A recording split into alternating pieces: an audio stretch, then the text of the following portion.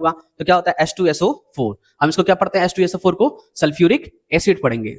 Same zinc sulphate. अब धीरे धीरे आपको बैलेंस याद हो जाएगा कि जिंक का बैलेंस क्या होगा, यहाँ पे 2 होगा। अच्छा एक और चीज, किसी भी फार्मूला को देख के हम लोग उसका बैलेंस बता सकते हैं उसमें प्रेजेंट एलिमेंट का। देखिए फॉर एग्जांपल हमको मान लो जिंक का बैलेंस नहीं आता, हम ये बना के दिखाते कैसे बनेगा। अगर हमको ये फॉर्मूला डायरेक्ट याद होता कि ZnSO4 है तो हम यहाँ पे बता सकते हैं कि जिंक का बैलेंस कितना होगा, क्योंकि सल्फेट के साथ यहाँ पे कुछ ब्रैकेट के बाद लिखा नहीं है।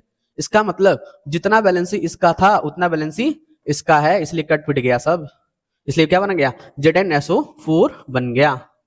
तो ये चीज है आपको बहुत काम की चीज है, मतलब कहीं भी अगर आपको कोई भी फॉर्मूला पता है तो हम वहां से उसका बैलेंस बता सकते हैं, ठीक है, उसमें प्रेजेंट एलिमेंट का। ठीक, तो जिंक सल्फेट का फॉर्मूला ZnSO4 होगा। नेक्स्ट हम बात कर रहे हैं मैग्नीशियम ऑक्साइड, हम लोग बनाए भी थे कि मैग्नीशियम ऑक्साइड क्या होता है, तो MgO आएगा, मैग्नीशियम का बैलेंस 2+ और इसका 2- क्रॉस मल्टीप्लाई करेंगे ये बन जाएगा। फेरिक ऑक्साइड की बात करते हैं तो देखिए यहाँ पे ये बन गया Fe3O4। अब यहाँ पे दो चीज होता है, आयरन का बैलेंस 2 भी होता है 3 भी होता है, ठीक है। जब आयरन का बैलेंस 2 लेंगे ऑक्सीजन के साथ तो ये क्या बना देगा FeO बना देगा, क्या बना देगा FeO का फॉर्मेशन कर लेगा। लेकिन अगर आयरन का बैलेंस 3 हुआ तो ये ऑक्सीजन के साथ कंबाइन होके क्या बना देगा Fe2O3 का फॉर्मेशन करता है, ठीक है, समझ में गया क्या। इसको हम पढ़ेंगे आयरन 2 ऑक्साइड। अच्छा अगर हमको ऐसा लिख के दे दे आयरन 2 ऑक्साइड तो इसका मतलब इसमें आयरन का बैलेंस कितना है 2 है, जो नंबर लिख के देगा वही उसका बैलेंस निकल के आएगा। हम बोले आयरन 3 ऑक्साइड है तो आयरन का बैलेंस कितना लेना है 3 लेना है। अब ये जो दोनों चीज बन गए हमारे पास है ना, ये जो दोनों बने मेरे पास, अगर हम इन दोनों को जोड़ दें क्या क्या बना, हमारे पास बना था FeO और Fe2O3, तो ये बन जाएगा O4 और ये Fe3, तो Fe3O4 बनता है। और हम इसको पढ़ते हैं आयरन, इसमें 2 वाला भी है 3 वाला भी, तो इसका नाम होगा आयरन 2,3 ऑक्साइड। आयरन 2,3 ऑक्साइड इसको पढ़ेंगे हम लोग, ठीक है। चलिए वैसे नाम भी लिखा है फेरिक ऑक्साइड, ये भी पढ़ लेते हैं। चलिए इथाइल एल्कोहल C6H12OH होगा, ऐसा डिस्कस कर लेते हैं, जो काम का चीज है वही डिस्कस करेंगे हम लोग। ग्लूकोज का फॉर्मूला आप पढ़े होंगे बायो में C6H12O6। कैल्शियम हाइड्रोक्साइड देखिए ये भी बन जाता है, हाँ OH हाइड्रोक्साइड बनाना नहीं सिखाए थे। देखिए OH का बैलेंस होता है 1-, कैल्शियम आता है 20 में पे तो आएगा बैलेंस 2+। जब हम इसको क्रॉस मल्टीप्लाई करेंगे तो कैल्शियम हाइड्रोक्साइड का फॉर्मेशन हो जाएगा CaOH ट्वाइस होता है। अगर मान लीजिए चलिए ठीक है, इसी तरह हमको सोडियम का बता दीजिए तो सोडियम होगा OH होगा, ये 1- ये 1+, क्रॉस मल्टीप्लाई कर लीजिए क्या बन जाएगा NaOH, सोडियम हाइड्रोक्साइड पढ़ेंगे इसको, ठीक है, OH लिखा होगा तो हाइड्रोक्साइड पढ़ेंगे, ठीक। चलिए नेक्स्ट देखिए कैल्शियम ऑक्साइड, कैल्शियम का बैलेंस 2 ऑक्सीजन का 2 तो CaO बन गया। कार्बन डाइऑक्साइड का CO2 होता है, फेरस सल्फेट का FeSO4 होगा, बिल्कुल इजी है धीरे धीरे याद होगा। सल्फर डाइऑक्साइड का SO2 होगा, इसमें गलत लिखा है, सल्फर डाइऑक्साइड का SO2 होगा, लेकिन अगर हम बोल दे सल्फर ट्राइऑक्साइड तो SO3 लेना है हमको, क्या लेना है SO3 लेना है। ये सब चीजें आपको डिटेल में धीरे धीरे, अगर आपको नहीं समझ में आता है तो आप बैलेंसिंग के हिसाब से क्रॉस मल्टीप्लाई करके बनाना सीख लीजिए, वो सबसे आसान तरीका है। बट अगर डायरेक्ट याद होता है तो और अच्छी बात है। देखिए यहाँ पे लेड नाइट्रेट की बात करते हैं तो बताया था PbNO3, तो NO3 का क्या होगा 1- और लीड का बैलेंस क्या होता है 2+, तो क्रॉस मल्टीप्लाई बनेगा PbNO3 ट्वाइस, क्या बनेगा PbNO3 ट्वाइस बनेगा, वही चीज यहाँ पे लिखा हुआ है। एक और चीज, अगर हमको डायरेक्ट फॉर्मूला पता है ना तो हम बैलेंस बता सकते हैं, इसमें लीड का बैलेंस 2 होगा और नाइट्रेट का बैलेंस यहाँ पे कुछ नहीं लिखा है मतलब 1 होगा, ठीक है। तो हम लोग यहाँ से फाइंड आउट कर सकते हैं क्या चीज, बैलेंस भी हम लोग फाइंड आउट कर सकते हैं यहाँ से, ठीक है। नेक्स्ट देखिए लेड ऑक्साइड है, तो अभी पढ़े थे Pb का बैलेंस कितना होगा 2, तो Pb ऑक्सीजन ये 2- 2+, क्रॉस मल्टीप्लाई सेम है कट गया PbO बन जाएगा, इसलिए ये बना है। नाइट्रोजन डाइऑक्साइड NO2 होगा। AgCl की बात करते हैं, सिल्वर क्लोराइड इसको बोलते हैं, इसमें देखिए कुछ लिखा नहीं है, मतलब अगर हमसे पूछे कोई कि Ag यानी सिल्वर का बैलेंस कितना होगा तो क्लोरीन के इक्वल बट प्लस में होगा बस, क्योंकि जो मेटल होते हैं वो इलेक्ट्रॉन डोनेट करते हैं इसलिए पॉजिटिव होते हैं, वो पॉजिटिव चार्ज आता है उस पर, जो नॉन मेटल होता है वो इलेक्ट्रॉन गेन करता है उसमें नेगेटिव चार्ज आता है वहां पे, ठीक है। अमोनियम क्लोराइड की बात करते हैं तो अमोनिया पे भी सेम आएगा 1+, Cl के इक्वल क्रॉस मल्टीप्लाई करेंगे NH4Cl बनेगा। बेरियम क्लोराइड की बात कर रहे हैं, देखिए बेरियम और क्लोराइड ये 1- ये 2+, क्रॉस मल्टीप्लाई करेंगे BaCl2 बनेगा, बेरियम क्लोराइड का फॉर्मेशन होगा। अब हमको अगर डायरेक्ट फॉर्मूला याद है तो कभी भी हम लोग बेरियम का बैलेंस ही बता सकते हैं, वो किसके इक्वल आएगा क्लोरीन के इक्वल आएगा, है ना। तो इसीलिए हम बोल रहे हैं कि आपको फॉर्मूला कुछ डायरेक्ट याद होना चाहिए। चलिए नेक्स्ट देख लेते हैं हम लोग। अमोनियम हाइड्रोक्साइड है NH4OH होगा।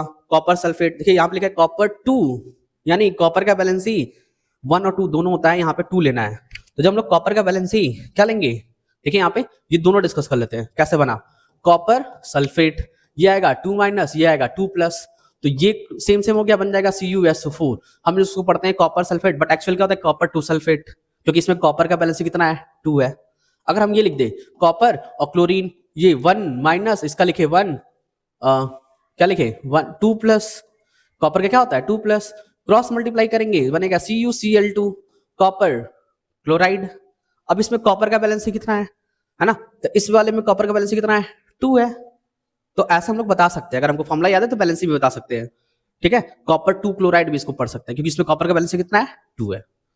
चलिए नेक्स्ट लेड की बात करते हैं, तो पीबी अभी ऊपर पढ़े थे, याद है क्या पीबीओ फॉर्मूला याद है क्या, यानी इसमें लेड का बैलेंस ऑक्सीजन के इक्वल 2 प्लस होगा। तो अगर हमसे पूछे कोई कि हमको बताइए लेड क्लोराइड का फॉर्मूला क्या होगा, ठीक है, लेड क्लोराइड का फॉर्मूला ये वाला, लेड क्लोराइड का फॉर्मूला, तो हमको फॉर्मूला याद है पीबीओ, तो पीबीओ मतलब इस लेड का बैलेंस कितना होगा 2 प्लस, है ना। तो अब हमको लेड और क्लोराइड बनाना है, तो ये 1 माइनस ये क्या 2 प्लस क्रॉस मल्टीप्लाई बनेगा, तो PbCl2 का फॉर्मेशन हो जाएगा यहाँ पे, ठीक है। सोडियम सल्फेट की बात करते हैं, हम लोग क्लास में डिस्कस किए तभी बताए थे कैसे होता है सोडियम सल्फेट। तो सोडियम और सल्फेट आएगा, तो ये होगा 2 माइनस और इसका होगा 1 प्लस, क्रॉस मल्टीप्लाई होके बना देगा Na2SO4 बना देगा, क्या बना देगा Na2SO4 का फॉर्मेशन कर देगा, ठीक है। कुछ समझ में आ रहा होगा कैसे बनाना है हमको। तो इसलिए अगर कुछ डायरेक्ट फॉर्मूला याद है तो और बेटर है, नहीं याद है तो जो प्रीवियस फॉर्मूला याद है हम लोग उससे बैलेंस निकाल के क्रॉस मल्टीप्लाई करके बना देंगे, हमको फॉर्मेशन ऑफ साल्ट आना चाहिए बस। सोडियम क्लोराइड बहुत इजी है, याद होगा आपको NaCl होता है ना। सोडियम क्लोराइड का क्या हो जाएगा NaCl, ठीक। सोडियम क्लोराइड का NaCl, पोटेशियम आयोडाइड का कुछ नहीं लिखा है, मतलब सेम सेम पोटेशियम आता है 19 पे, यानी इसका बैलेंस होगा 1 प्लस। हम पूछे इसमें आयोडीन का बैलेंस भी कितना होगा, तो 1 माइनस होगा, सेम सेम होगा तभी तो कट गया। चलिए पोटेशियम क्लोराइड की बात कर रहे हैं, तो पोटेशियम का भी पढ़े थे कि 1 प्लस और Cl का 1 माइनस, सेम सेम KCl बन जाएगा। MnCl2 मैग्नीज का है ना, हाइड्रोक्लोरिक एसिड HCl पढ़ी थे, मैग्नीज ऑक्साइड MnO2, कुछ फॉर्मूला अब धीरे धीरे बनाना ही आ गया होगा आपको, खुद से बना के ट्राई कर सकते हैं आप यहाँ पे। फेरस ऑक्साइड, ये तो गलत लिख दिया है फेरस ऑक्साइड का। चलिए नेक्स्ट देखिए, एल्युमिनियम ऑक्साइड Al2O3 बनेगा, फेरिक क्लोराइड होगा FeCl2 होगा, है ना, FeCl3, फेरस और फेरिक 2 पे फेरस 3 पे फेरिक पढ़ते हैं वहां पे। अगर आयरन का वैलेंसी 2 होगा तो उसको पढ़ेंगे फेरस, और अगर आयरन का वैलेंसी 3 हुआ तो उसको पढ़ेंगे फेरिक। तो फेरस और फेरिक ये याद रखिएगा आप। हम बोले फेरिक क्लोराइड मतलब आयरन का वैलेंसी 3 रखना है क्लोरीन के साथ, तो बनेगा FeCl3, ठीक। चलिए यहाँ पे आयरन 2 ऑक्साइड है, मतलब यहाँ पे आयरन का वैलेंसी 2 रखना था, OH का 1 होता है, तो ये बनेगा FeOH2S। अमोनिया का NH3 होगा, हाइड्रोजन सल्फाइड H2S होगा। एल्यूमिनियम सल्फेट, देखिए एल्यूमिनियम सल्फेट सीखे थे ना, एल्यूमिनियम सल्फेट कैसे बनेगा, सल्फेट मतलब SO4 है ना, तो 2 माइनस, एल्यूमिनियम मतलब 3 प्लस, क्रॉस मल्टीप्लाई कर देंगे बन जाएगा Al2SO4 थ्रायस, एल्यूमिनियम सल्फेट Al2SO4 थ्रायस बनेगा। तो बहुत ईजी, अगर आपको अगर याद हो गया होगा तो आप अच्छे से बना सकते हैं पूरा, ठीक है। अगर आपको बैलेंसी आता है, फॉर्मेशन ऑफ साल्ट सीखे आप तो अच्छे से कर लेंगे सब।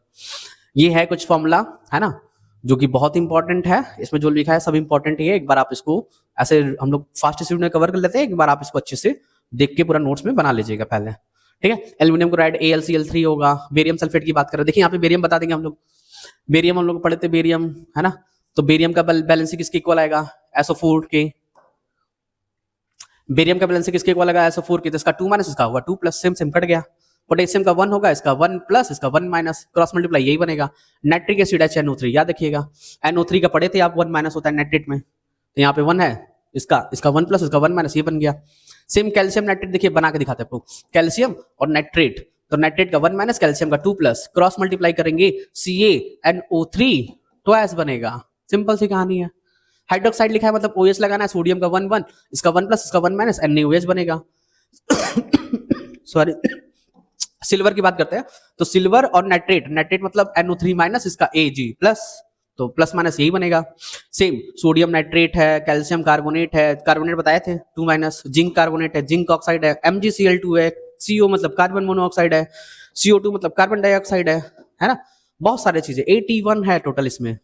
एसिटिक एसिड है, CH3COOS होता है, मैग्नीशियम हाइड्रोक्साइड MgOH है, सोडियम जिंकेट है यहाँ पे, है ना। कुछ डायरेक्ट याद रखिए आप।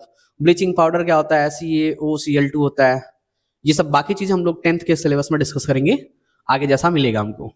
तो मेरा मेन मोटिव ये था कि आपको ये सिखाना कि हम लोग, अगर हमको कोई भी फॉर्मूला याद है तो हम वहां से बैलेंस ही निकाल सकते हैं, और फिर हमको अगर कोई अननोन साल्ट बनाना होगा तो बना सकते हैं। दूसरी चीज, अगर हमको साल्ट फॉर्मेशन आता है अच्छे से तो हम लोग इक्वेशन बनाने में लिखते वक्त गड़बड़ नहीं करेंगे और हमको डायरेक्ट फॉर्मूला भी अच्छे से तैयार हो जाएगा।